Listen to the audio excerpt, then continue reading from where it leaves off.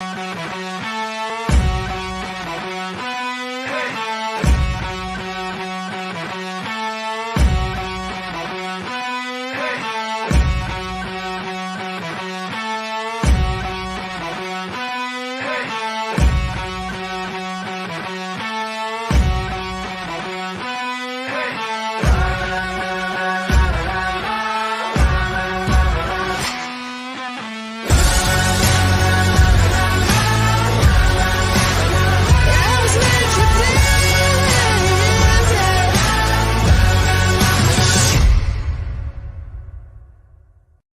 Happy Thursday, everybody. Here again with Yes, I Am the Veteran. I am your host, Brandy, and this is my beautiful co-host, Miss Melissa, looking fierce as always.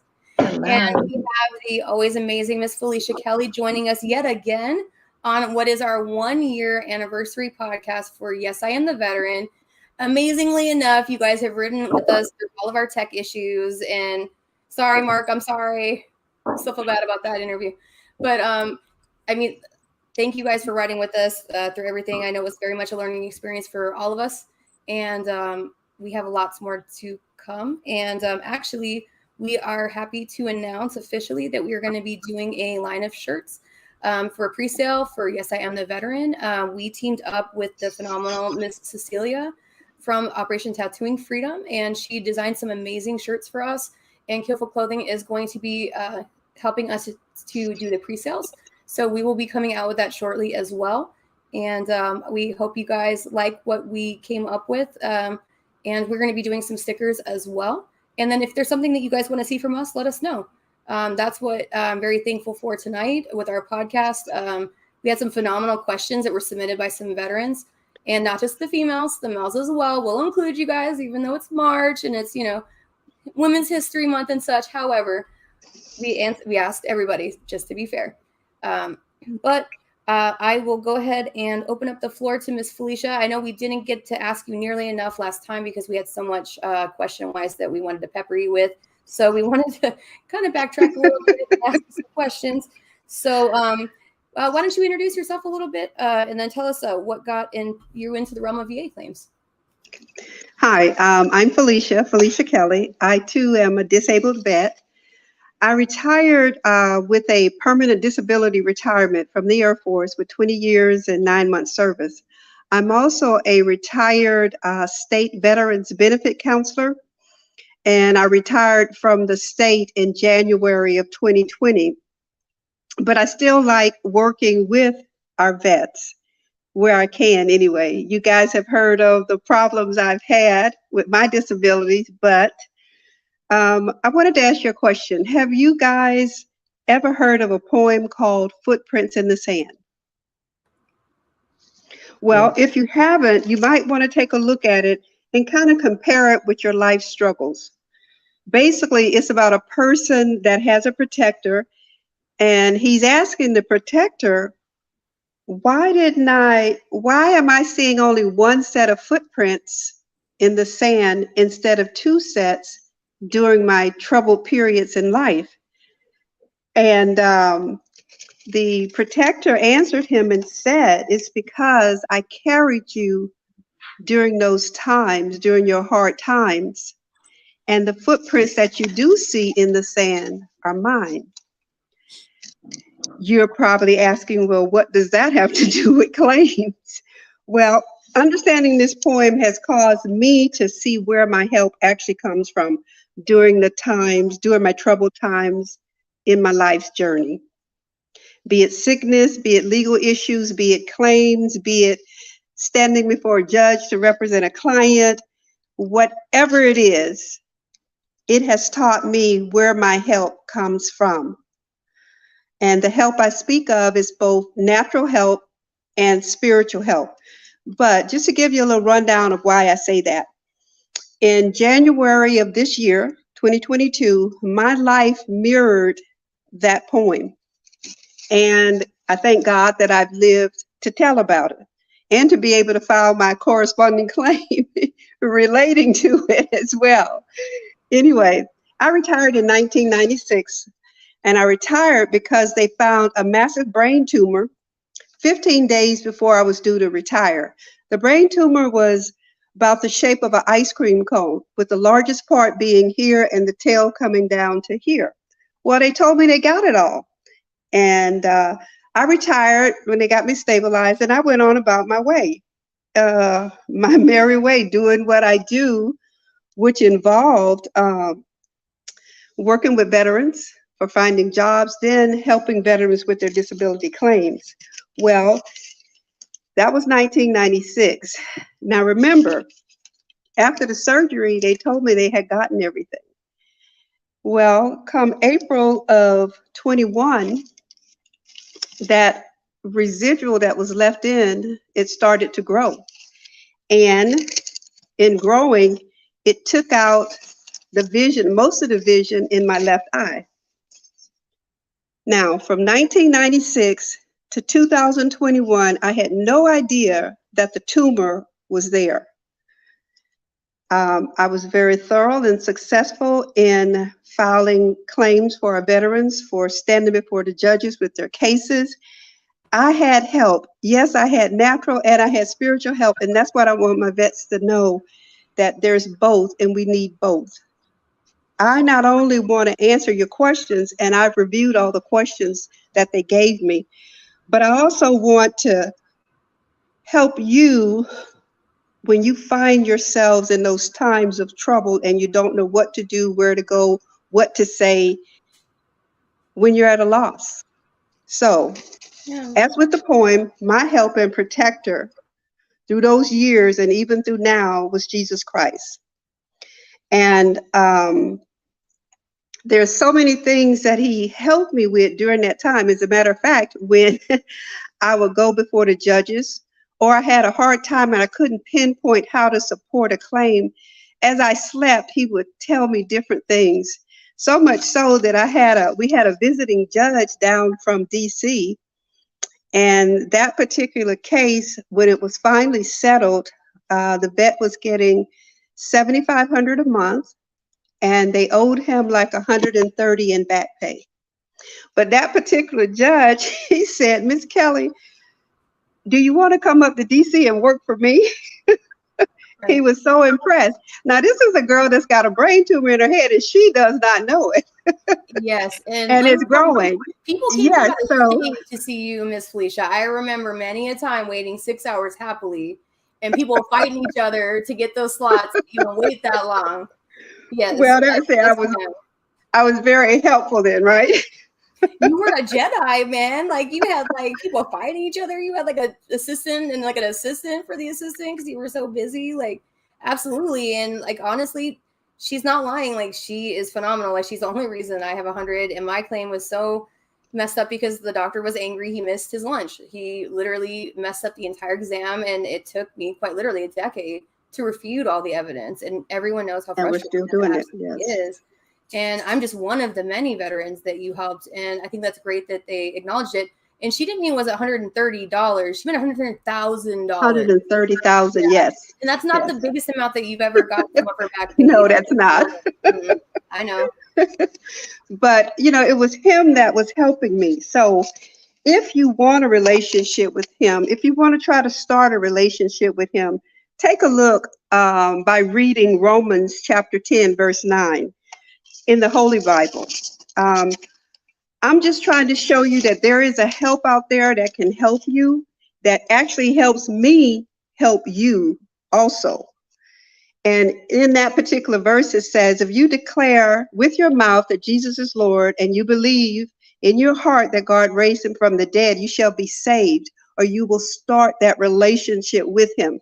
And as all relationships, as time grows, it gets better and stronger the more you input into it.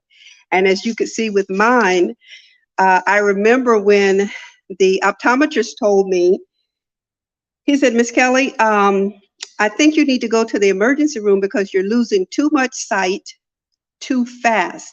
I'm like, well, I don't want to go through the emergency room. I want to go see a particular doctor. And that's what I was saying. But I said, okay, I remember God's ways and what he does and says. And I said, this is an authority telling me what to do. So I said, okay, sir, I'll go ahead and I'll do it. And do you know that once I went to the emergency room, they ambulanced me over to Bamsey, and the doctor that I wanted to see was the very one that was treating me. And he's one of the head neurosurgeons here in Texas, and I thank God for it. So Jesus is there to help if you'll reach out.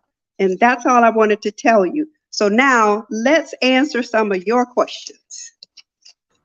Okay. Melissa, did you want to start us off with the questions? I know I can't see you, but can you hear me? Yes. Can you hear me? Okay. You're beautiful, even in the dark. I know it. Mm-hmm. Hey. Well, good thing we have our ears. Yes, thank you, Miss Kelly. We appreciate having you back on here and for your time. One question we had was, how difficult is it to tie service connection to sleep apnea? Is sleep apnea a 50% rating? And if so, how can I claim this as a secondary condition? Okay, I'm not sure if you mean, what do you mean by how difficult is it to tie it for service connection? Sleep apnea is a condition that you can apply for service connection.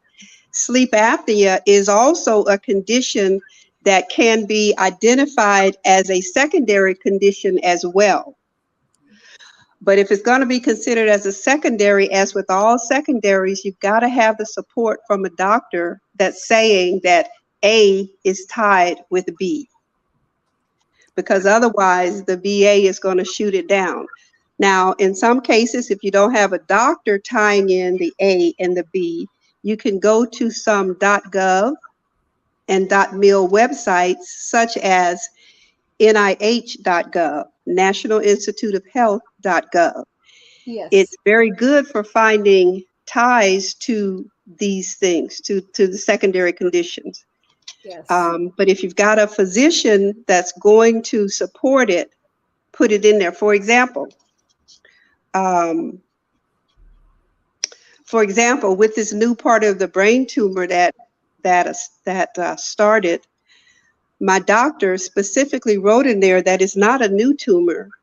It's just continuing to grow because of the residuals that was left in. So that's important when deciding, is this a new one or is it recurring? So this was a recurring. So they have to specify certain things, and that's what you would do.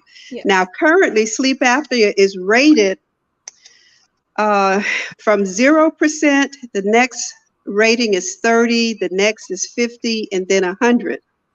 Yep. With the change that's coming in, the 30% will drop out, and it'll just be 0%, 50%, and 100%. But right now, you've got 0, 30, 50, and then 100%. Okay. So like, what about like people that maybe they didn't file for sleep apnea while they were active duty? Maybe they want to prove it now that they've established PTSD, and yes, they have sleep apnea. Yes, it needs to be taken care of. I know myself, I never did a sleep study, but I had, correlation to PTSD. And I know for like my ketamine infusion, they tell me, your oxygen drops to 70. So we know that you have sleep apnea. So just go already. But like for people like, me that maybe didn't do it in the service, like, I mean, I'm 100, like I'm not going to do it, but like other people that may not be, but like, what would they do to establish that? Well, it would be the same thing. Okay. You've got to get support. The doctor has to say condition A has caused or is causing condition B. Okay. Or you find the article in NIH.gov or any other supporting .mil or .gov paperwork that might already show that, for example, I think it's sinusitis. Sinusitis is one of the conditions, and it says that I looked at an NIH.gov program the other day, and it was saying that it is a secondary to sleep apnea. So you've got to find something that shows in writing that is tied to the sleep apnea. And now, if on active duty, you have the conditions in there and they're showing, and the diagnosis is in there, you merely just need to file for it, even if it's 10 years later. If all of that support evidence is in the active duty records and you didn't file back then, well, now you can file I know that NIH.gov, like I know you told me before, that's also good for veterans that maybe have deployed that have conditions maybe that are related to the deployment as far as supplementary information. I know it's not a question, but I wanted to bring it up because you brought up NIH.gov. Is that NIH is a medical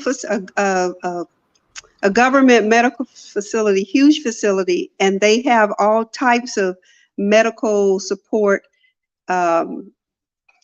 disciplines in there. So that's the first place to start, whether it's for a new condition or something that happened over there. Okay, awesome. Thank you so much. I'm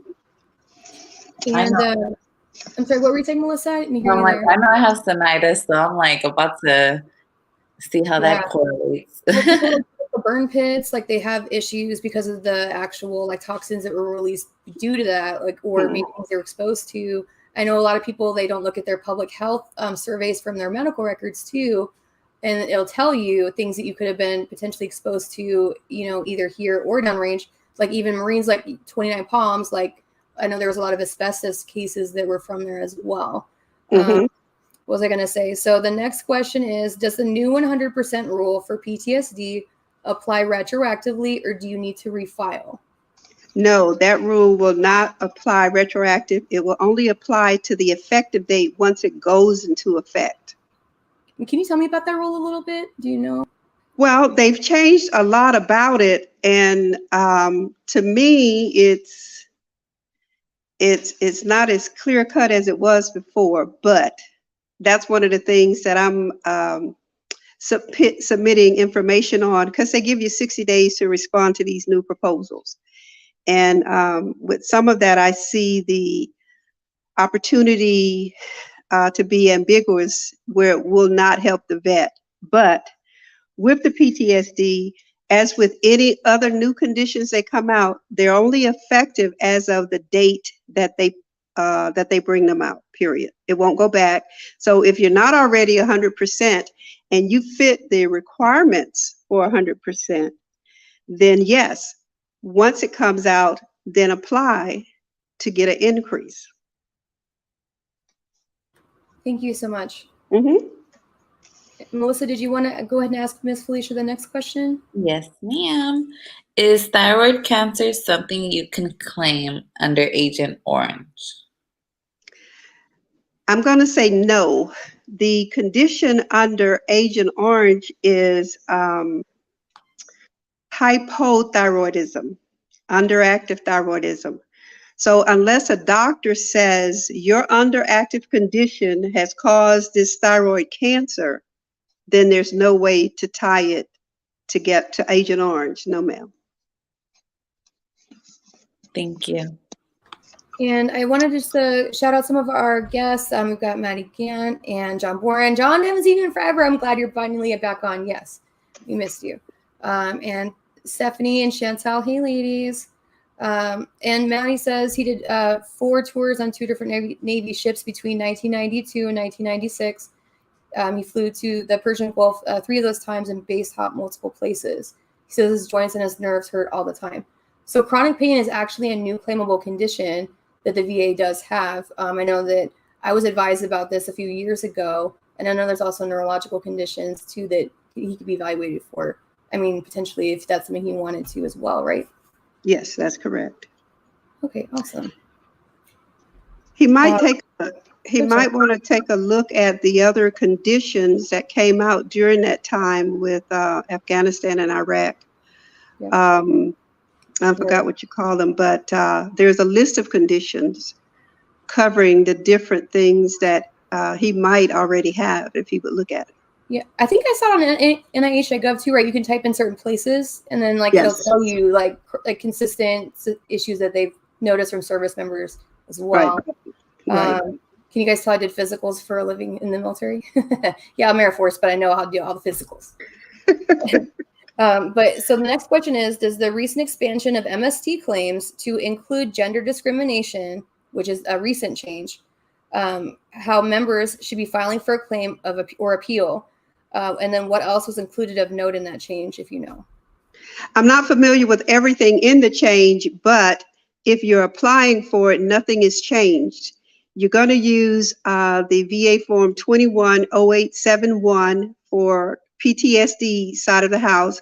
But if there's conditions tied to a result from a physical assault, then you're going to use 0781A. And it's best to file it on the 21-526 EZ. You would put PSD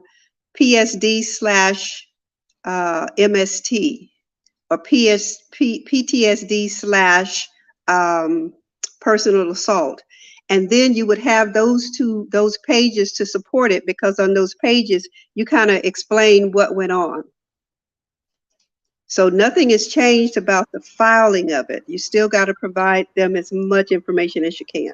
And then I know like sometimes people do like what are like the personal impact or like the statements from people that may have been witness or party to support evidence on discrimination or MST or something some sort of supplementary information to, and I guess bulk up that claim, especially if you weren't seen, because I know some service members are embarrassed or they don't want to report an assault. So I mean that's something that if you did not report, I mean you can absolutely use that as well, correct? That is correct. And if you didn't report it, by you at least giving them as many facts as you can recall about the situation, some of it can still be verified. So don't think that because you didn't file, you don't have a case. I had two ladies, they never filed, and this is something like 10 or 15 years after they got out that it surfaced again. And they both were awarded 100% with what they were able to provide from what happened back then. So by all means, file regardless. File for what's yours, ladies and gentlemen. Do not leave money on the table. Uncle Sam will not tell you if you owe it. They owe you. If you owe them, they can get you before they even think about it. And go ahead, Melissa, with the next question. All right, Ms. Kelly. How can a veteran stay up to date with the VA's claimable conditions or changes to the process? Well, the best way is to provide the VA, the claim side of the house, your email address, because I get emails, not because I'm a service rep or was a service representative or anything, but I get emails on all of the updates as they come out now. So they can do that. But if they're looking at trying to stay updated on their particular condition, it will be good to look at their decision, because in the decision, it tells why they rated you with whatever percentage. So if something is changed, and let's say you're at a 50%, and when you read it, you go and you look at it and you say, well, I think I fit the conditions for 70% now because I've gotten worse. Then you could go ahead and apply yourself because of these new things that you think you have. So if you want to be updated on the new changes, just provide them your email address, but also take a look at your decisions, because it's got information on you there, information for you there. But also, if you're familiar with the VA regulation 38 CFR Part 4, that's the Bible. Yeah, 38 CFR, and I typed it in on my phone just to see what would come up, and I was able to pull up everything. And I'm looking for Part 4 for the rating of disabilities. So even if on your decision it didn't cover everything, in that book it has all of the different levels. For example, when I said sleep apnea, in that book, it'll tell me what 0% is, the standards for 0%, the standard for 30%, for 50 and 100. So at least you can see it yourself.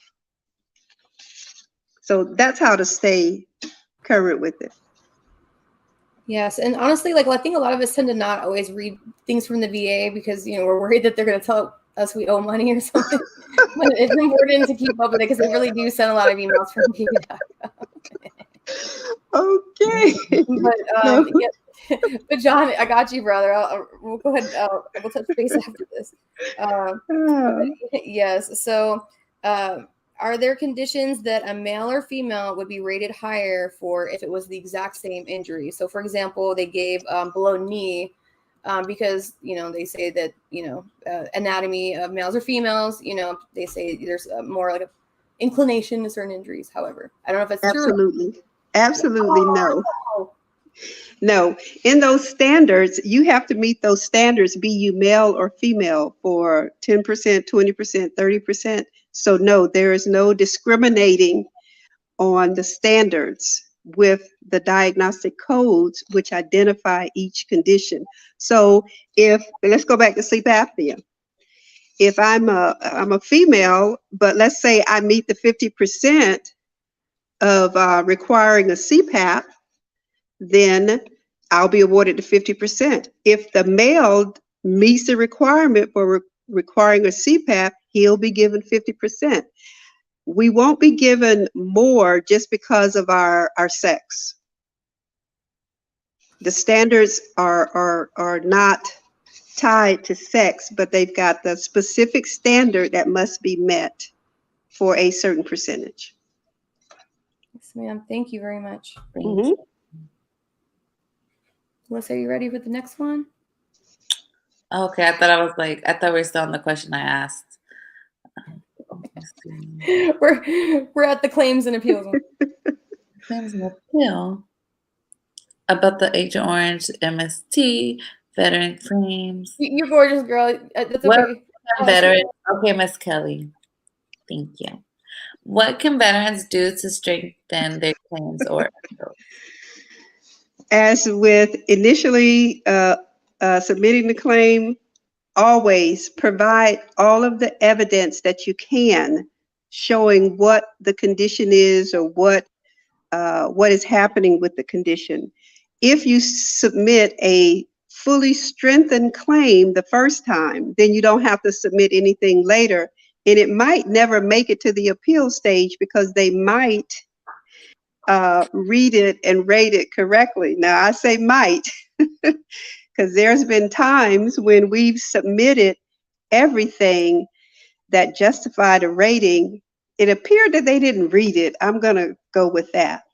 It appeared that they didn't read it, and so they denied it. And then when we resubmitted it during whatever process, it's like somebody different read it and gave us what we were supposed to have. But to strengthen your claim, always provide as much support evidence as you can, period. Yeah. Yes, and that also can kind of correspond with what Mike Grello was asking if you can have sleep apnea for 50%. Absolutely, it's just all about what you can prove and establish. I mean, if you look at the requirements, there are a lot of veteran organizations where they talk it and they break it down more than just the regulation itself. But it's really just a matter of establishing it and having supporting documentation, especially if you don't have it in your service record. That way it can establish that this did happen in service. There's a lot of times that things are overlooked and they should have been given to you because either you didn't claim it, maybe the representative wasn't, as on top of the ball as they should have been, or maybe it was something that was never included. You don't know, but you have to be your own best advocate. You have to do that research. You can't expect to just walk into the VSO and you're going to have, someone amazing, Miss Felicia, they're taking care of you. Unfortunately, not everyone is always the best that they can be, but you want to bring the most information to help yourself. So that way this can be done. And then if you feel that you're not getting the representation, you can absolutely take it to somebody else. Yeah, the more you can help the representative out by bringing the evidence, the better off you're going to be. Because I understand that, when I was doing it, we were very busy. We had so many clients we had to see a day. So you always have that going on. But the more evidence you could bring to support, the better. And if you're not ready to file, then go ahead and file an intent to file, because that'll give you a year to get all of your evidence together, or as much as you can. And if at the end point of that year, before that year is out, file the claim regardless if you don't have the rest of the information. Yep. File it so you can get the file date that'll pay you back to the earliest date back anyway. Yes, ma'am. And if it's denied, then you would file an appeal and provide the other evidence maybe that you found later. So do the intent to file to give you a year, and after that, file it, but keep looking for the support evidence. Absolutely. Thank you so much. And it looks like we have Brian Gibson pop on. They said they're working with a female veteran right now who needs help. Reach out to our podcast page after the show, and we will definitely get you in touch with Miss Felicia. That way she can give her advice after the show. Like I said, just go to the SIM the Veteran podcast page and then just message us, and we'll take care of you, brother. And then Mike, file for your sleep apnea, sir. I'm just saying, definitely want to file. The worst thing they'll tell you is no. If they say yes, it could change your life. I've helped many veterans that either didn't want to file for PTSD because they were females and, you know, it was an assault and they're embarrassed because there was alcohol involved or something happened. And they got it absolutely flat out immediately. And they were floored. And, you know, even my daddy's an Army vet, you know, old salty vet. And he was just like, no, I'm just going to stay with my 30. I'm like, Dad, I know you need to file for an increase, man. Like, you got 2 bionic knees, you know, and he eventually did. And he was floored that he was able to get that as well as the clothing allowance. You know, be your own best advocate. Like I said, if you don't know, do the research, go on veteran forums. You know, a lot of veteran groups, there's some out there I can recommend as well. Like Veteran to Veteran information. They give a plethora of good information, and they have a huge repository of previous questions asked, so you're not asking them. And they have a YouTube as well. She's a claims agent as well, and she does. She's not as hands-on, like she has like a different following, but she's hands-on, but she doesn't do individual appointments. I think she's booked out till next year right now. Miss Felicia is very patient with me, and I told her when she retired because of her tumor that I told her that I was sad to see her go, they retire, but I did not accept that she was retired because I knew that she no, she didn't. I'm so thankful you came on tonight and you're feeling a little better. And I'm thankful that you're doing better than the last time. Well, I still offer advice, and there may be 1 or 2 that I may assist, or I will call someone and get them referred to them if possible. Yeah.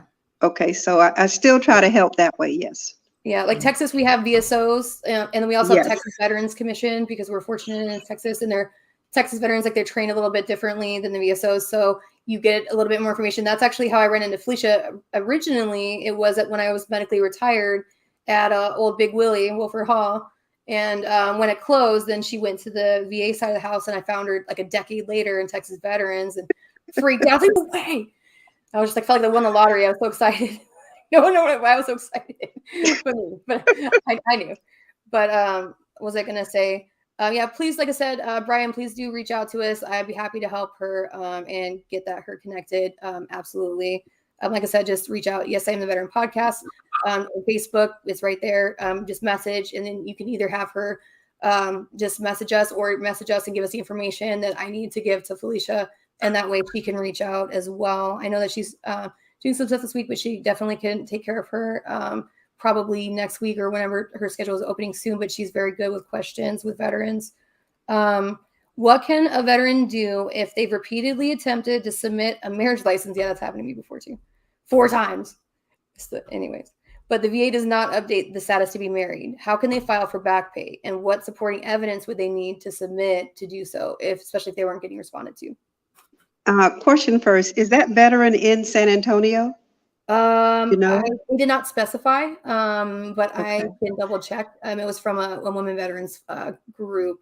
But I had to deal with a lot of this, and it required, because we had access to the VA system, we could actually see when the marriage or divorce certificate, whichever, when they actually posted in their system, but they failed to see them. As a result of that, we had one vet, he got back a lot of money because it was already in there. They never looked at it to find it.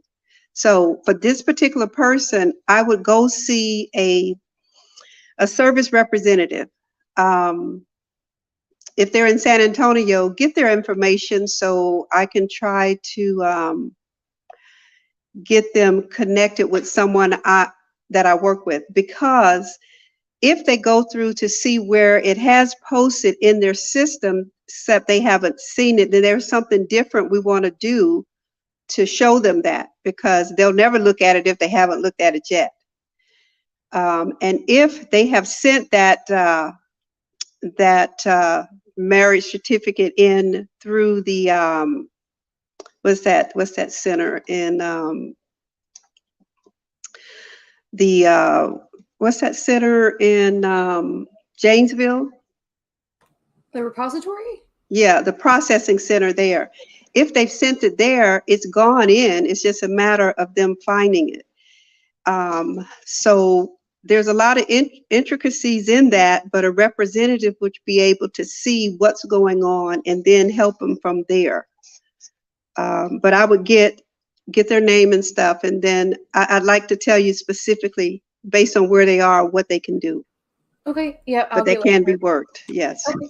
Yeah, I know that. Like, I had the opposite problem. I was divorced, and they were paying me like I was married, and that's problematic because a lot of people think, well, what the VA don't know won't hurt them. However, once they do find out, they will make you pay them back with probably interest. I don't know if it's interest, but I'm pretty sure. Yeah, they'll take it back at one lump time. Because I said it 4 times. I was like, look, guys, I'm divorced. Like, I'm not trying to take this money, man.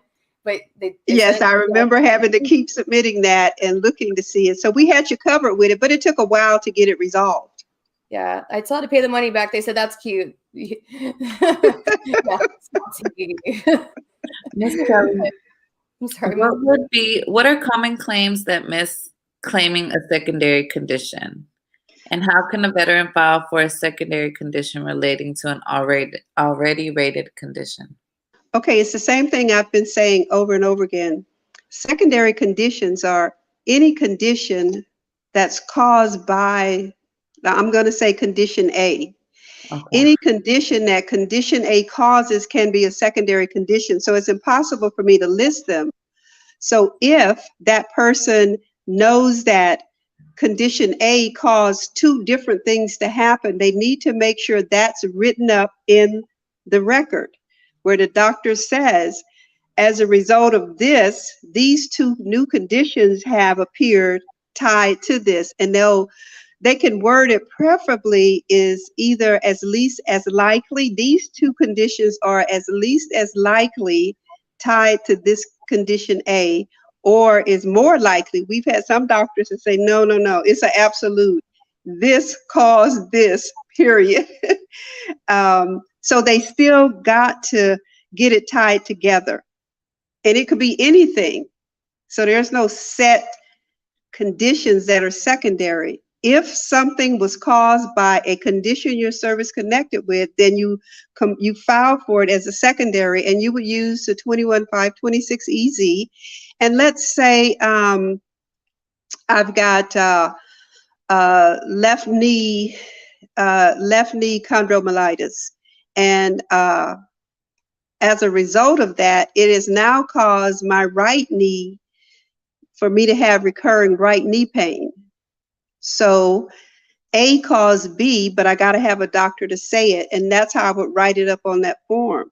Right knee, left knee pain secondary to right knee condition. And if they're not sure, they can always speak with a representative. Okay. And getting that service connection, I know like some veterans really do struggle with it. Like I know sometimes even if it's in your record black and white, I know I'm struggling with it, like for certain things myself. For service connection, is there anything outside of like submitting like the original documentation from the record, or like the line of duty determination if they were medically boarded or retired, that someone could submit as far as support? What was the question again? Basically, what could a veteran, like if they're trying to service connect something, like say they have like a 0% or like not even a 0, they're just trying to get service connected in general. But even if they've submitted like their records from their service time saying this happened then, and they're getting denied, is there something they can do differently in addition to that? Or if they maybe don't have that in their records to tie it outside of Nexus letters? Well, the first thing they need to do is actually see what's in the record. So request a copy of the records.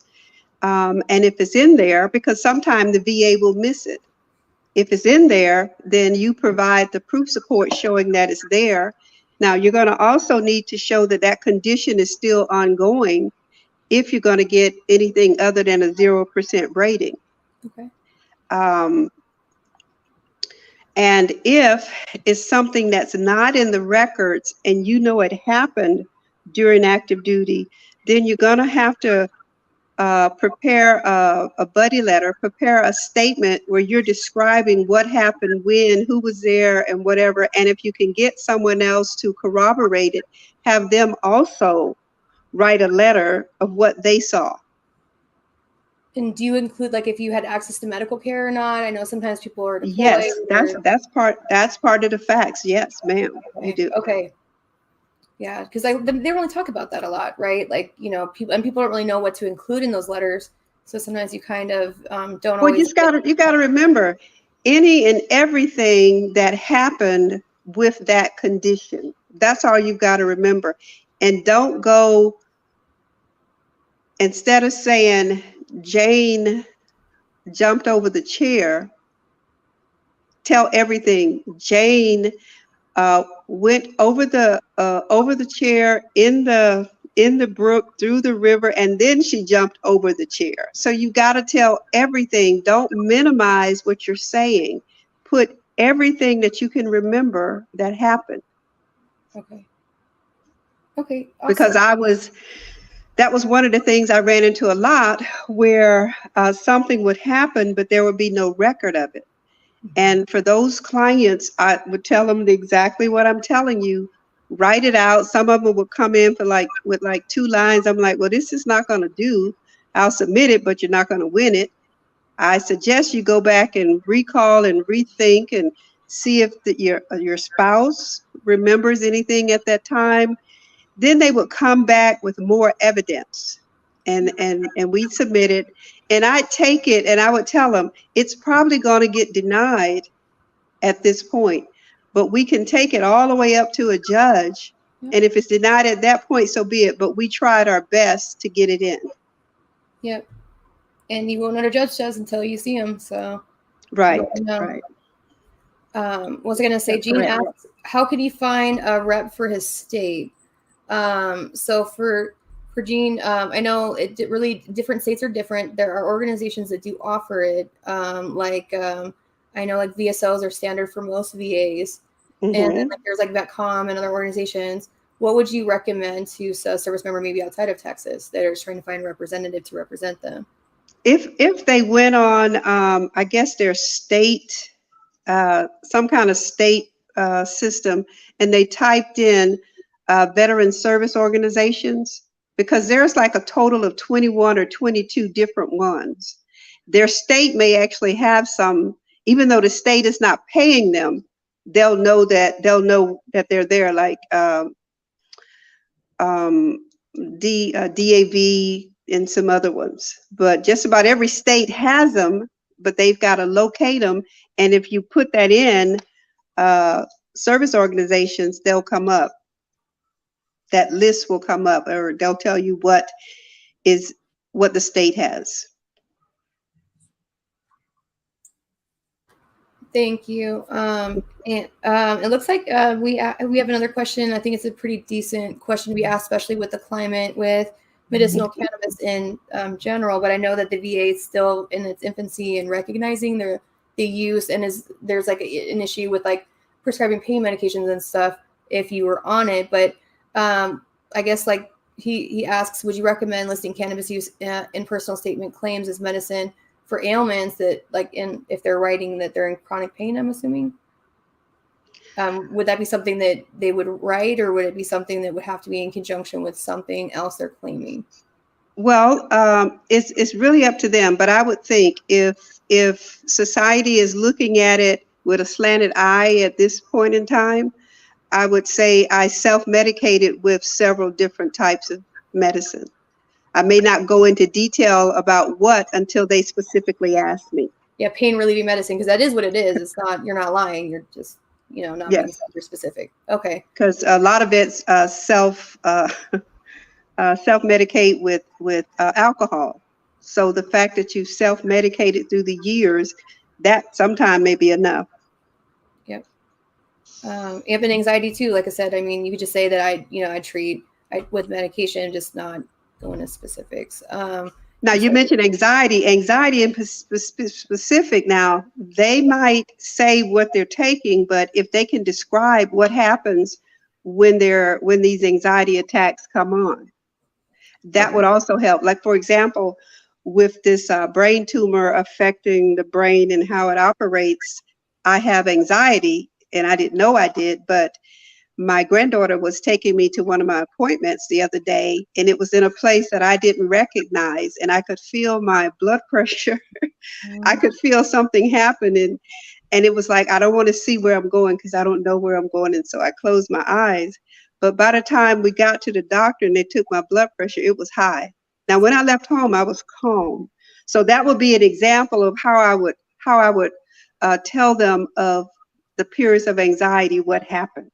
Yeah, because it's measurable. So in addition, yes. Blood pressure, right? Yeah. But just the fact that it happened, because that's an incident. Yeah. And they want to put down as many incidents to show that, hey, these things are happening on a regular basis. Mm-hmm. And that's the thing what a lot of veterans don't know is that a lot of these claims are decided not necessarily with the evidence you always have. It's the nomenclature and how you describe things, how specific you are, especially if you don't have records in lieu of that. And, being specific. And a lot of times it's an uncomfortable situation. So when people offer those letters of support, they're very general because they don't want to go into, descriptors. Like, for example, when you said, I fell off the chair, well, maybe, Sergeant, such and such, like basically chased you to the point where, like, you've tripped and fell on the chair. That changes the entire, perspective of the incident. Yes. So, I mean, that's important. And then, so I think we have one more question. I don't know, Melissa, I don't know if you can see it. Can you see the last one? Sorry. Are you talking about, okay, if the 100%? Yes. Okay, yeah, because I asked the other one. If a veteran is 100%, is there anything else they should look at or consider? Yes, if a veteran is 100% already, and they've got other conditions that can be rated at 100%. For example, the gentleman that I told you about where they've got 130,000 back plus his monthly pay was 7,500, he had like 3 conditions rated at 100%, which means that he gets paid higher on the special monthly pay because of that. So yes, if you've got other conditions, 1 or 2 or more, that's could be rated at 100%, then file. Like with me, I'm 100% now, but with the brain tumor coming back, then I'm going to file that as well. Now, if I thought it was something that would only rate me at 10%, I would leave it alone. But this is something that's going to affect me for the rest of my life.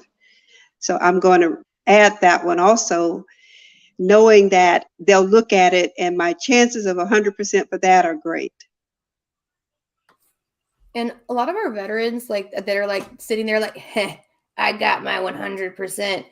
But then they have no idea what an SMC award is. They have no idea that the max, what is it, like $8,900 the VA, around that, the VA can award a month with all the extra compensations on top of that 100. Like, and there's also CSRC that if you're eligible, like, they're not going to tell you to file for it. Like, sometimes they'll catch some things, but like, I mean, for that, like, what would your advice be? I guess then if that's the case, they should definitely see a representative that has access to the system that can see if they've got other conditions that should have been rated as a SMC, where SMC should have been awarded. They've been doing pretty good keeping up with it, but I'm sure there are some cases where they didn't. So if you took your decision to them and say, hey, can you look at this to tell me if I'm eligible for any special monthly compensation? Most of them will say, well, you got 100%. Why do you want that? Well, because it's extra money, but I don't want to file for it if I'm going to hurt myself. Yep. So I had one gentleman, he came in, He was already 100%, and he wanted to file for something else. And I was like, if I do this, this is what's going to happen. Da da da da da. And I don't think you should do it. And I explained why. Well, he said, well, go ahead and file it anyway. That's what I want. And I did. And he thought about it through the night because he called the next day and he said, Miss Kelly, can you not submit that? You can withdraw. I said, yeah, I don't think they've turned it in yet. We can pull it. And we did. And I sent him a copy of what he requested. Awesome. So sometimes you can hurt yourself with that. So have a representative look at it because they're looking at it from all angles. And then they can tell you. Absolutely. And Brian, I got your message as well, and we'll definitely be giving that information to Felicia as well after this podcast tonight as well. And then I know that we kind of ran a little over. Melissa, did you have, hey girl, there you are. So did you have any other questions? I did have a question.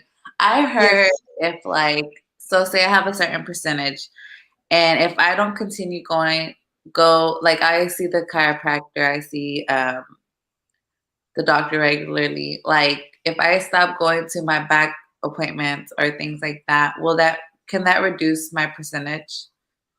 They can. Remember, the VA is changing their systems and they've got a lot of, they're adjusting some of the coding. So let's say, and it happened back in 2008 with the back, where the VA changed the standards for the back. And there were people that hadn't gone to see anybody in years as far as what their VA records showed. So they were sent a letter telling them that they were going to be reduced because there was no evidence to show that they were still where they were. When they brought it in, it turned out that some of those people were seeing physicians on the outside.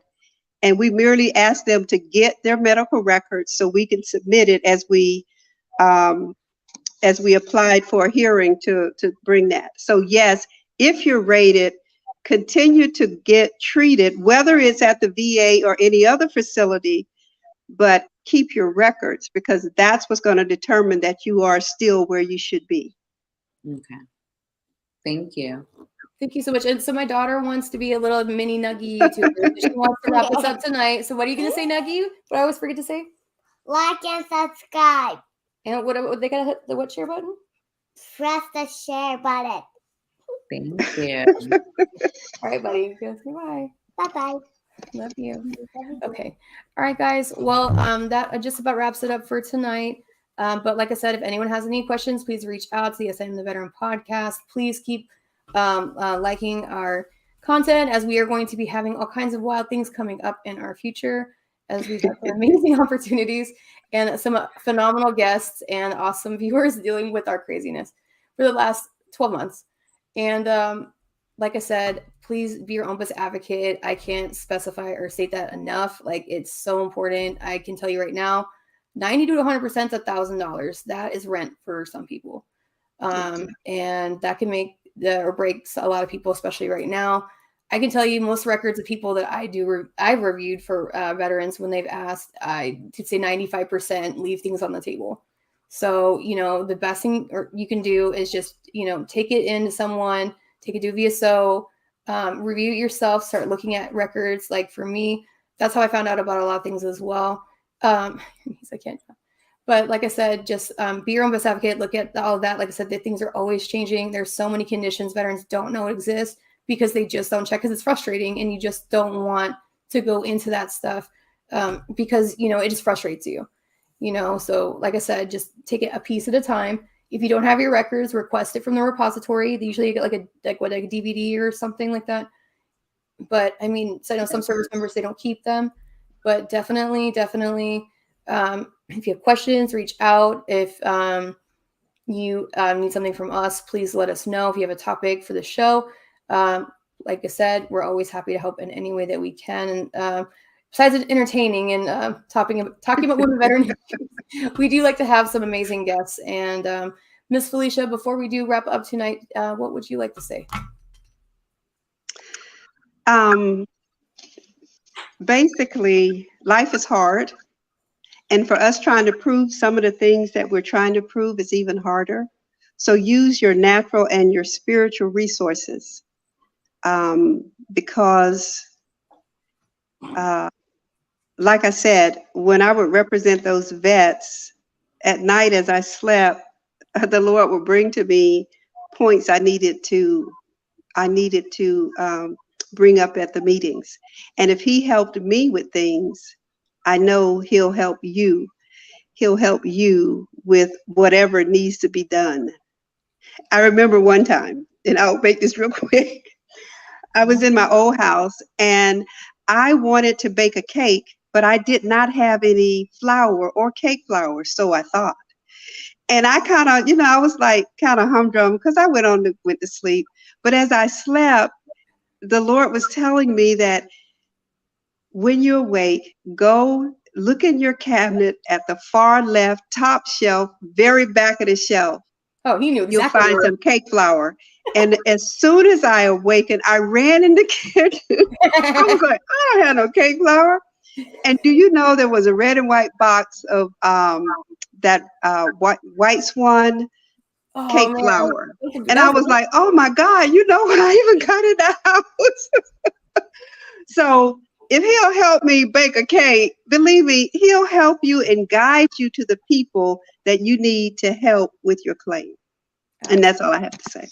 Oh, thank you so much. Granny Lisa, definitely file for it. Like I said, I've had friends that they just recently, they fought me like a wet cat to file, but I got after them and I finally had them file for their PTSD and MST, and she got it. And actually, they found out she had a service connection in SMC that she was awarded additionally, and she didn't know what that was. She's like, why are they paying me more? And I had to like explain to her what that exactly was because she didn't know what it was. So like I said, you never know. And had she not done it, she would not have had the difference in pay. She would not have found out she had that award. So like I said, the worst thing they'll tell you is no, and you can always appeal. That's right. That is right.